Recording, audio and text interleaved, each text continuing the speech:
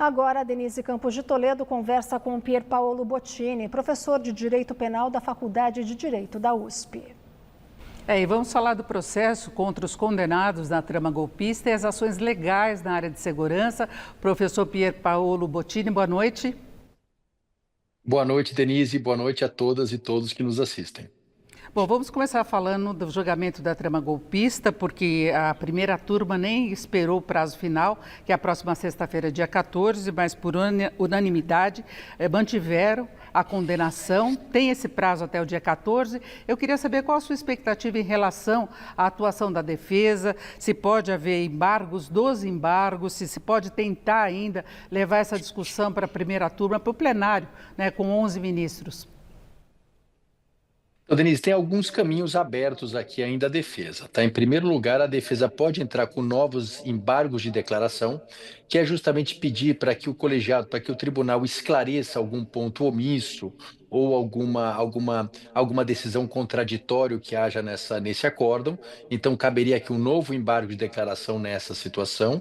E ela pode também tentar o embargo infringente, embora o próprio Supremo entenda que para ver o embargo infringente, eles precisariam ter ao menos 2 votos a favor do ex-presidente Jair Bolsonaro, o que não é o caso aqui. Mas imagino que a defesa vá fazer o seu papel, vai entrar com esses 2 recursos. Agora, pelos precedentes do próprio Supremo Tribunal Federal, a chance desses recursos serem conhecidos ou sejam aceitos, ela provavelmente é muito pequena. Agora, os novos embargos, eles podem ser julgados exclusivamente pelo ministro Alexandre de Moraes?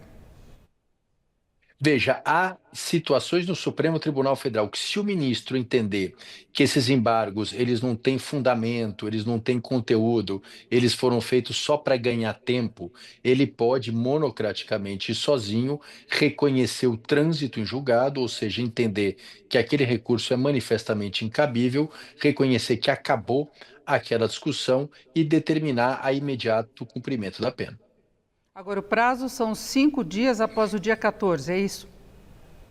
Isso, exatamente. Isso para que eles entrem com um novo embargo, né? E aí, a partir do momento que for apresentado esse recurso, vai caber ao ministro relator decidir o que vai fazer diante dos argumentos apresentados pela defesa. Se há argumentos novos, ele submete um novo julgamento. Se não, ele declara transitado em julgado e encerra a questão. Agora, uma das questões aí que se imagina que vai ser colocadas é a questão da idade e do estado de saúde, não apenas do ex-presidente Bolsonaro, mas também de outros condenados. Como é que o senhor vê as condições da decretação da prisão dele, prazo, se ele pode ir para uma prisão diferenciada, como aconteceu com o ex-presidente Lula? O ex-presidente Collor também chegou a ir para a prisão, mas depois ele foi para a prisão domiciliar por questão de saúde e idade. Vai ser esse o procedimento? Denise, o que a lei diz é que, para aqueles condenados com mais de 70 anos que tiverem problemas graves de saúde, é possível a concessão de uma prisão domiciliar. Então, um primeiro pedido que deve ser feito pelas defesas é um pedido de prisão domiciliar para o ex-presidente e imagino também para os outros réus que estejam numa situação similar. Agora, se isso não for aceito, é muito provável que eles peçam, dado pelo cargo que foi exercido, dada pela situação específica desse preso e dada pelas condições de saúde dele, que talvez não sejam que ele vá para casa, mas podem assegurar que ele cumpra a pena num lugar diferente, num lugar sem um contato absoluto com outras pessoas. Então, isso tudo vai depender do que for demonstrado pelas defesas e vai ficar a cargo do ministro relator determinar aonde que ele vai iniciar o cumprimento da sua pena.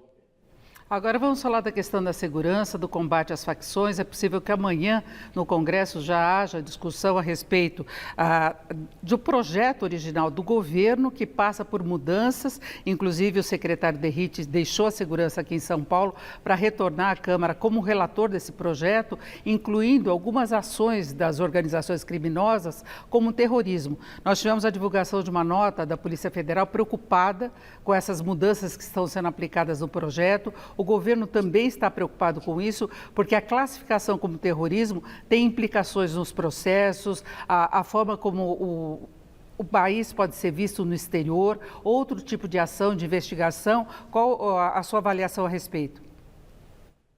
Veja, eu acho que mudar o nome daquilo que a gente vivencia todo dia não vai resolver o nosso problema. E aumentar a pena também, da forma como está sendo proposta, também não vai resolver o problema, porque a gente sabe que hoje boa parte dessas organizações criminosas se reproduz dentro das penitenciárias. Aliás, as principais lideranças dessas organizações criminosas já estão presas há muito tempo. Então, esse aspecto do projeto de lei não me parece que vai trazer nenhum resultado concreto. Agora, a parte de busca de bens, de bloqueio de bens, de asfixia financeira das organizações criminosas, me parece sim que são medidas importantes, que a gente sabe que muito mais do que tiro, muito mais do que esse enfrentamento direto, o que fragiliza, o que desmonta o crime organizado é identificar os seus recursos, é identificar o seu patrimônio e confiscar o seu patrimônio. Então, eu acho que a parte patrimonial, a parte financeira é muito importante de ser discutida e o projeto traz algumas propostas nesse sentido.